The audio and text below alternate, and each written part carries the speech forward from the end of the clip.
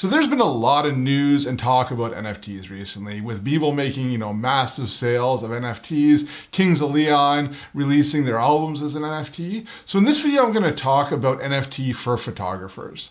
I'm going to start by talking about NFTs kind of at a high level. I'm not going to get into a lot of technical detail, but I need to kind of explain what they are and how they work and the concepts behind them to understand the rest of the video.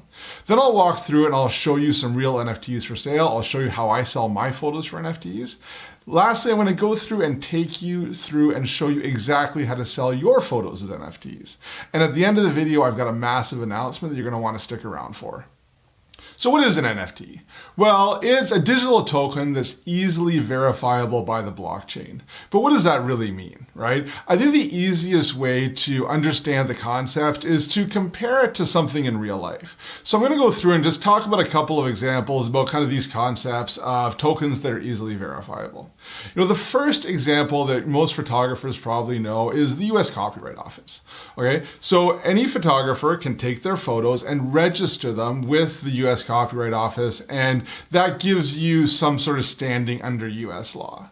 Now, when you take your photos and you register them with the Copyright Office, they give you a token, and that token is easily verifiable. You can take that token and you can put it on the US Copyright Office website and you can see who registered it. So you're basically kind of saying, this token was registered here, and it's enforceable by US law. Okay? So in that particular case, it's verifiable by the US Copyright Office, but an NFT is not verifiable by any one person. It's verifiable by the blockchain. All right? Another example is domain names. Okay? Google.com is a domain name. It's owned by Google. I personally own souvenirpixels.com. That's where I have all my photography. And I purchased that domain name from a reseller, but there's an organization that manages domain names, and domain names are unique. If somebody else goes and tries to purchase souvenirpixels.com, they can't. Okay? This is actually a bit better example than the copyright because domain names are sellable on a marketplace. I can take my domain name of souvenirpixels.com and sell it to someone else, which you can also do with NFTs. All right. The last example that photographers are probably familiar with are digital prints. Okay, not digital prints, but real prints. I can take my photographs and I can go out and I can make prints. And let's say I do 5 of them. Now each of those prints is unique. 1 of 5, 2 of 5, 3 of 5. So I can go and sell those prints, and they are unique prints. And because I say that I won't be creating more prints, then they have more value, okay? Because there's some scarcity to it. Now, this is a good example because if somebody comes and buys one of my prints, they then own that print and they can go ahead and resell it, right? So they can resell it privately to one of their friends. They can list it on a marketplace like Facebook Marketplace, or they can even take it to an auction house. All of those things are also possible with NFTs. Okay? Now, one of the really cool things about NFTs, though, as opposed to a print that you make of one of your photos, is that it's a smart contract. It's a digital contract. And as part of that contract, you can put in there that when an NFT is sold, so when an NFT that represents one of your photos is sold, you can put in the contract that you get a cut, let's say 10%. So let's say, for example, you take one of your photos and you create an NFT of it. Now, maybe you sell that initial NFT for, let's say, $100. Somebody purchased that NFT. Well, as you become more and more famous as a photographer, that person is then able to take that unique NFT and sell it for $1,000. But if you put that you get a 10% cut of the resale of the NFT in the future, then you'll get another $100 when that sells for $1,000. If somebody sells it for $5,000 later on, you get $500. Now, this is amazing for photographers, right? Because as your portfolio grows, your NFTs, in theory, would become more and more value, and you could keep getting revenue off them. Now, I know all this is kind of abstract, so what I'm going to do now is let's go through and take a look at some NFTs on a real NFT marketplace. Today, I'm going to primarily be using Opensea.io. It's the largest NFT marketplace out there right now. Think of it as like the eBay of NFTs. But there are other marketplaces out there that are quite large as well, Rarible, Mintbase, and there's more popping up all the time. Let's go take a look. All right, so when you first go into Opensea, you'll see here that at the top, there's nothing here for photography yet. Now, hopefully that'll change in the future, but there are some photographers that go in here and do upload their photos. What I'm gonna do is I'll first take a look at, let's take a look at this Beeble Everydays. This is the one that sold for a ton of cash recently. I'm just gonna walk you through and show you what NFTs look like, just so you can kind of know what to expect. So there's a buy now button. I can go and buy this for almost $500,000 if I want, but I won't do that. You've got your section here for the details. You're able to enter that in. You know, there's an about section. There's more sections that you can add in here that Beeple hasn't done, and I'll show you how to do that in the other ones.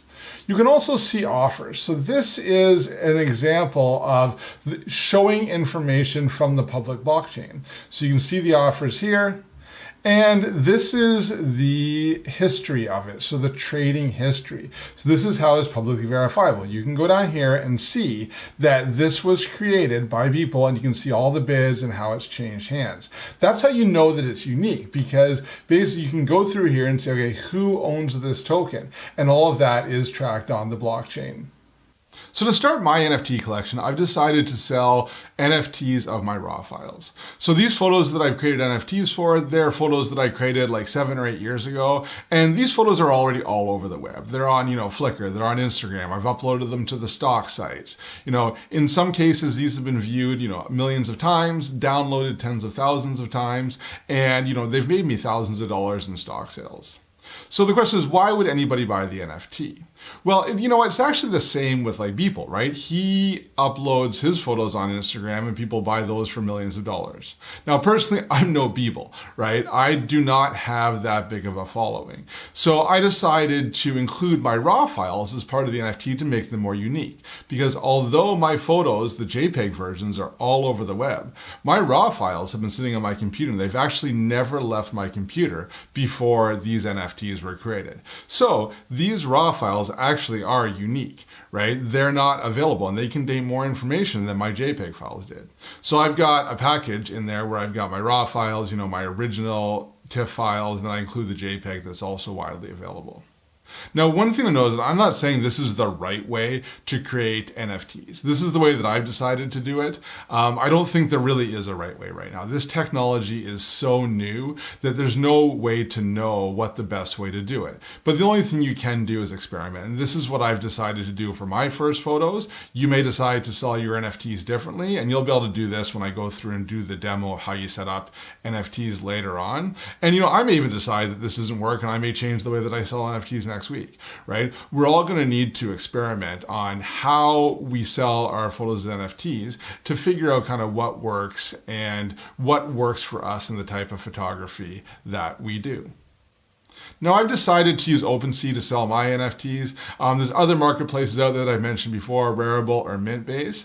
I've decided to use Opensea because, I like the way that they've got it set up. Their prices are quite low for being on the Ethereum blockchain. The Ethereum blockchain is really the main blockchain that people are using to sell their NFTs, so I wanted to be on that blockchain, and it's pretty simple to set up. So I'm going to be walking you through how to set that up on Opensea. It is similar on Rarible or some of the other ones. If you want me to create another video on Rarible or some of the other sites on how to create NFTs, something similar to this, just let me know in the comments, and if enough people are looking at it, I'll go and create more videos on some of those other sites as well. So let's just get into look about how you can create NFTs by going through and actually creating an NFT for sale. Now, to be able to sell on Opensea or really any of the other major platforms, you need to have an Ethereum wallet set up. Now, there's lots of different options out there. I'm using MetaMask. If you're new to this, it's a pretty easy one to set up. It runs as a Chrome plugin. Not going to go too much into that because there's lots of resources out there that can show you how to set that up. Once you've set it up, you can go through and create your collection. Now, I've created a collection here called Unique Stock, and this is my unique stock photos. Now, the reason that I call it unique stock instead of like souvenir pixels, which is, I have souvenirpixels.com, my Instagram is souvenir pixels, is that For collections, the first time you upload to collections, there's certain fees associated to it. But you can actually have multiple people in collections. So I'm kind of thinking ahead here. I'd actually like to be able to allow other photographers to more cheaply post photos to this collection, and we can have a unique collection of photos. So that's why I've kind of set it up this particular way. But you can see here, I've set up 5 different NFTs, and they've got different prices. I'll talk about the different ways you can sell NFTs in OpenSea later on in the video. Okay, so one of the things you just do is go through, set up your connection. You can set up your collections for free. It doesn't cost any money to set those up. So once you have the collection, we got a big button here. You can go through and add a new item. Okay, so this is the screen where you can go through and add a new item. The first thing you can do is you can add your photo here. You can also do videos up to 100 megabytes. So I'm going to go in here, and this is the photo that I am going to sell. All right, so now we can go and enter a name. Okay. Now you can also have an external link. If you want to put a link to your site, you can add it in here. I'm just going to leave it as is. Now the next section is the description. Now I've come up with like a format that I want for this description, and I've just kind of put that into a Google Sheet here. So I'm just going to do some cutting and pasting, so you don't need me to talk through it. But what I have here is I've just got some information about what's included in the unlockable content, which I'll show you in a minute. Some additional information about the rights, and then I put keywords in here. One of the things that's not great about OpenSea, or really any of them right now, is they don't handle keywords well. That's something that can definitely be improved on. It's probably needed if you're going to look at selling photos for stock in any real way. Okay. Now the next thing we have here is properties. Now there's properties, levels, and stats. And these are shown differently based on the photo. So I'm going to jump out of here. Let's go back to my collections. I'll go to my unique stock collection. Let me show you how this works. So I'm going to go through here, and I'm going to actually click on View All. Okay, now this is something you need to think about. Most people have a fair number of photos, and you want to think about how they're going to be viewed and organized. So if I take a look here, this is me looking at the unique stock. Now I only have 5 photos here, but I know that I've got 400 decent photos that I may want up here. So I want a way to organize them. So if you look down here on the left, right, I've set up these different items, and these are the properties. So I've got a category, creation date, location. Okay, so those are basically things you can tick off. So things that people may want to do when searching a photo. So if I wanted to go through and see all my vertical photos, which are shot in portrait, I can go there and show them.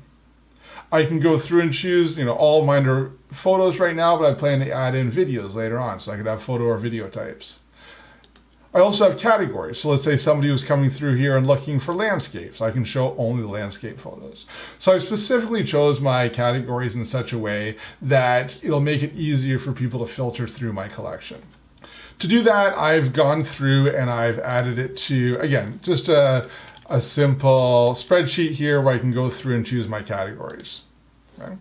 Now, one of the things to note about categories too is if you go into it, they're shown on the item. So if I come here, I can see properties. These are the properties in the big blue box, and they show stats, right? Like 20% have this trait of Pitt Meadows. So there's some stats there. And there's also the stats here. So I'm using the stats as my image height. Okay, so I can show the stats there. Again, if I go back to the collection and go into my view all, now I can go down here, and the stats are actually shown as a slider. So this is how people could go through, and they could filter the collection based on the size. So I can use this pixel height. If I want ones with larger pixels, I'm going to see the portrait ones. Okay? So again, there's no right or wrong way to do this. This is how I did it. You could totally set up your collection in a different way, but I wanted to set up this collection in such a way that you could handle a lot of photos, and there's an easy way for buyers to go through and filter and look at the different photos that they could be interested in. Okay? So now I'm going to go back, and I'm going to go through and just add my properties. So the way you add your properties, I'm going to choose media type. That's my character. And then the next one will be photo. Okay? So I would recommend just kind of doing this the way I did. It's an easy way to organize it, especially if you plan on creating multiple NFTs. I just put it in a spreadsheet and I'm cutting and pasting. Again, this is something that having a set way to organize this is obviously a way that would be useful for photographers in the future. It's something that, again, we're looking at Fortaloo. Usage, this is something that can be used for commercial usage. Again, I know a lot of people buy my stuff for stock, so I put that in there.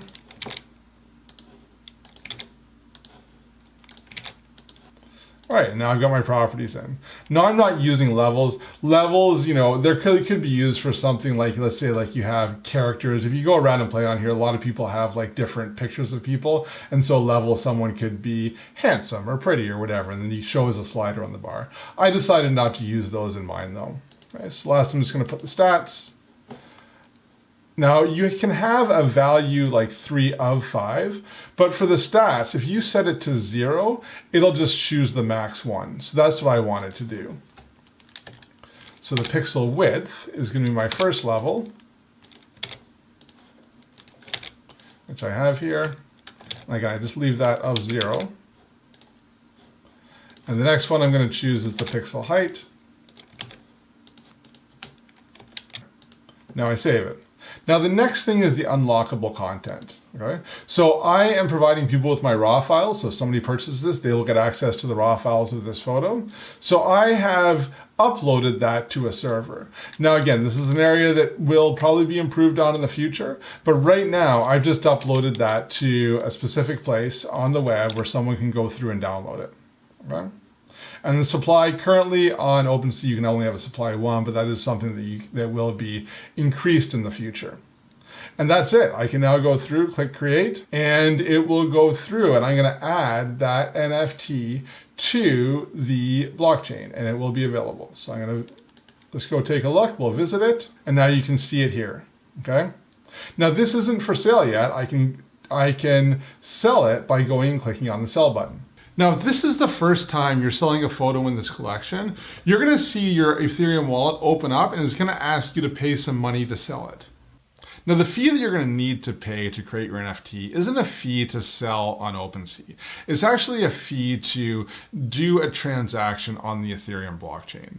Now, I want to spend a little bit of time talking about this. I know people are going to say, you know, I don't have to pay these types of high fees on other things when I upload photos online. Why do I have to do them on the blockchain? Okay. Now the reason is because those are on centralized servers. Now the blockchain is a decentralized network. Centralized servers are most of the places that you upload your photos. Okay. Now, for those of you that are new to the channel, this channel is called Photoloo, but it's because our company is called Photoloo, and we have a software product called Photoloo. What our software product does is allows photographers to upload their photo to Photoloo, and then we distribute them to 13 different sites. So it makes it really easy for photographers to get their photos on a lot of different sites very quickly. Now, we have a free version of that software, and you know, anybody can go and sign up for free for 5 photos a week, and that is totally free, but all of that is running on servers that we pay for. So though it's free for the free users of the product, you know, we're paying for those servers and we pay for those transactions. And if we get more free users on our service, we need to pay for more servers, right? Obviously, we have paid versions as well too that have no limits, and you know, people pay to have unlimited uploads to Photoloo, and that pays for the free users, and it, you know, helps us keep the servers running and keep the company going. Now, the blockchain works differently than that. The blockchain is not owned by Opensea or Rarible or any of these other companies. It's a group of decentralized servers. So anybody can get a computer and add it to the blockchain and start processing these transactions. But why would anybody do that? Why would you, pay for a computer, pay for electricity to add it to the blockchain? Well, because of these gas fees. Because when somebody wants to process a transaction, you're paying for those servers. And the way the blockchain, well, at least the Ethereum blockchain is currently set up, those fees can be quite high. So when I listed my first photo for sale originally, it cost me $85 to list that for sale on Opensea. Right? Now, it does go by the collection, so there are ways that you can decrease your gas fees, and I'll talk a bit about that later in the video. But just know that if you're setting up your own collection now and you're doing it for the first time, following along with me, you're going to have to pay a gas fee, although you won't see me do it as I go and set up my NFT on Opensea right now because I've already paid it. So let's go and take a look at how you can sell your photos on Opensea. So coming back to my NFT, I've got it created here, but now I want to go here and sell it. So I'm going to click on the sell button. Now there's a number of different options for selling, okay? I'm going to go through them all. The first one is set price. So you can go through here and I can make this 0.5 okay, which I think is like about 1,000 Canadian dollars right now, maybe a bit less than that. This is all going to be based in Ethereum. Now you can choose different currencies, but there's only a couple of them that you can use, and I think it all pretty much just gets translated to Ethereum in the end.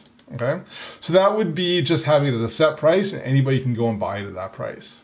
Now another thing that you can do is choose an ending price. So what this will do is if I put 0.5 and 0.1, right, then I can choose an expiration date. And I've been using one of like, you can choose a specific date. I think all my NFTs that I have with dates right now, I put them as May 1st.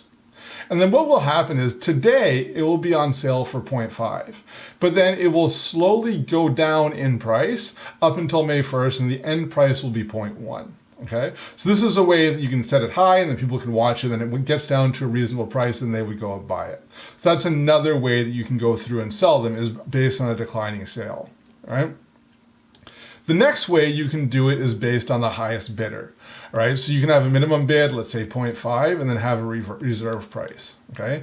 Now, the one limitation with this is that on auction, the reserve price is 1 Ethereum. Okay, 1 Ether, and that right now is around $2,000. Okay, so if you wanted to sell something for less than $2,000, or if you're willing to accept less than $2,000 for your photo, this isn't a really good option because people can't bid less than $2,000.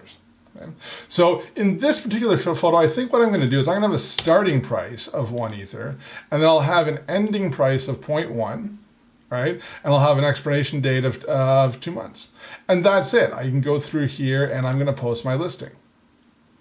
Once I get through and put this on, it's going to ask me to sign it, which I will. And now it's going to be in and it's added to my collection, where I can go through and see that photo. But that's it. Now you know how to create NFTs. You can go through and create more NFTs for your other photos. The only question is will anybody buy them? One of the things to note is that there isn't really a large marketplace right now for photos to be sold as NFTs. So if you want to sell your NFTs, you're really going to need to promote them, probably on social media. Now, one of the things to note is that these NFTs are built on a technology called smart contracts. And NFTs is really in its infancy right now. I really think that smart contracts and the technology around NFTs, even if these NFTs don't completely change, photography business, I am strongly believe that smart contracts will. One of the reasons is because most sales for photography are digital these days, meaning that when photographers are selling their photos, they're selling them as digital files. And it's basically, contracts for digital assets. And photography is very unique in that sense. Now, obviously, there are certain types of photography where prints are very important. So like for wedding photography and portrait photography. But a lot of the photography industry is delivering digital files for a particular contracted price. And that's where smart contracts really shine. So I think that, even if NFTs don't change every photographer's workflow, smart contracts are going to change everybody's workflow. Well, at least everybody who makes money with their photography's workflow as the technology progresses and becomes more mature. Now, I don't want to get into smart contracts in a ton of detail. I could do a whole other video on that. If that's something you're interested in, just let me know in the comments. I can consider creating a video on smart contracts in the future. But one of the things to note is that smart contracts are just digital contracts that are enforceable by code. So they have a lot of applications, especially when you're dealing with digital assets like digital photographs. And they're really in their infancy right now, but it's not too hard to see how they can change the photography industry going forward. Okay, so this isn't something that's going to happen immediately. I don't think that every photographer is going to be using smart contracts by the end of this year, but I think of it kind of the way that I think about mirrorless cameras, right? When mirrorless cameras came out, they were in most ways inferior to the DSLR digital cameras of the time. The reason was because so much time and effort had been put into building DSLR cameras, right? But having a mirror in there was completely unnecessary. The actual basics of the design for mirrorless cameras was better. Like if you were creating a mirrorless camera today, nobody would think, hey, I'm going to take all this digital stuff and put a mirror in there and make it move, right? It was silly. It was left over from the film days, but it was the easiest way to get digital sensors into cameras. And when the mirrorless cameras came out, they were inferior. But as more and more time and research and development got put into mirrorless cameras, they eventually got to the point where I think today, mirrorless cameras are superior to DSLRs in most ways. And it's very easy to see today how at some point in the future, mirrorless cameras will be superior to DSLRs in every way. Okay. Smart contracts are kind of the same. You know, there's so much built up and there's so much infrastructure and R&D effort built into the current way that contracts and selling photos works, is that they're going to take a bit of time to get put up. But as there's more research and development put into it, as more and more people work on fixing solutions like the high cost of the gas prices on the Ethereum network, I can totally see how in 10 years' time, every professional photographer is going to be working with smart contracts in some way or another. Now, let me give you a couple of examples. Think about a company like Getty Images. Okay, Getty Images has hundreds of thousands of contracts. They've got hundreds of thousands of contracts with different photographers to purchase their work and resell it, to buyers where they've got contracts with those buyers. And Getty has a ton of different employees and has a ton of different computer servers and has a ton of different research and development built into the fact that they can sell photos, they go through, process it, take a massive cut of that sale, and then give a small portion of it back to the photographer. That is one of those processes that could be done by a smart contract significantly more efficiently. And because it was done by a smart contract more efficiently, the photographer could end up with a much larger portion of the sale of the photo. Okay? So that's just kind of one example of how I see smart contracts could be used in the future. Now, another example that is a bit more abstract, but is also totally doable with the technology, and again, not the way it is today, but with more research and development, is to have like one central repository of photos, and then basically have all the sites that use those photos use them via a smart contract. Like if you think about the way things work today, you know, I go and I create a photo on my computer. And I upload that photo to multiple sites. Now, I use our Photoloo software to do that, so I can take one photo and I can upload it to 13 sites in a matter of minutes. But, you know, it's still inefficient, right? Why have that one photo sitting on 13 different centralized servers, right? Another option would be is you could have like a universal file storage, right? That photo could serve on one server, and then a photographer could give Instagram permission to show that photo and give Shutterstock permission to sell that photo at a different price via smart contracts. And it's just so much more of an efficient system, right? You know, having that photo in one spot and then having, you know, how that photo can be used by all these different websites that want our photos done via smart contracts. And depending on how that's implemented, it could be implemented in a way that would be significantly beneficial to photographers. So I strongly believe that, you know, blockchains, NFTs, smart contract technology is totally going to change the way that photographers do business in the future. And at Photoloo, we are actively doing research and development into how we can use these technologies to kind of shift the photography business away from these large companies and bring the relationship back to the photographers. And by doing this, we really think that we can bring a lot of the profit back to photographers too when they're selling their images. So although we see a lot of ways this technology can change the photography industry, the one that we're focusing on right now is the sale of rights managed photos and videos. So if you sell your photos as right managed photos and videos, we would love to hear from you. And especially if you're willing to be a bit of a guinea pig for this technology, you can head over to uniquestock.io. I'll put a link to that down in the description, and just go and sign up there. And there's a way you can let us know that you sell your your images as rights managed.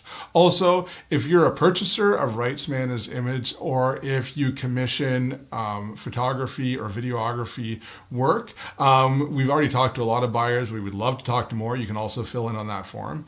And if you're just interested in this technology and how things are going to go, right? Again, right now we're really focusing on photographers who sell rights managed images, either through an agency or directly. But we do, hope to open this up to the general photographers and really build a way that any photographer can use contracts to make more money from their photography. So you can go over to uniquestock.io, join the mailing list, and you'll be the first ones to know as we release new features that will probably be built into Photoloo, but there's also going to be other features that will be kind of more marketplaces where people can buy them.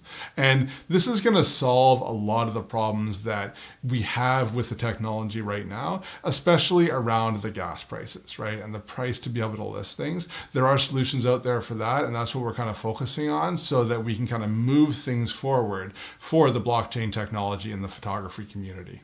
So joining the mailing list is the best way to keep up on all of our blockchain related work, but also make sure you subscribe to the channel, right? On this channel, I talk about making money with your photography. So if that interests you at all, probably does if you made it this far in the video, make sure you go down and subscribe. Also, if you haven't tried Photoloo yet, if you're interested in making money, Photoloo can upload your photos to 13 different sites. Again, it's still in the centralized server model, but when we do add the features to upload to the blockchain, in the short term, we'll probably need to keep them on centralized servers, pushing them to the blockchain. That'll be done via Photoloo. So if that interests you at all, you can go in and sign up for a free version. I'll put a link up here somewhere where you can go and try it out. Best of luck selling your photos online.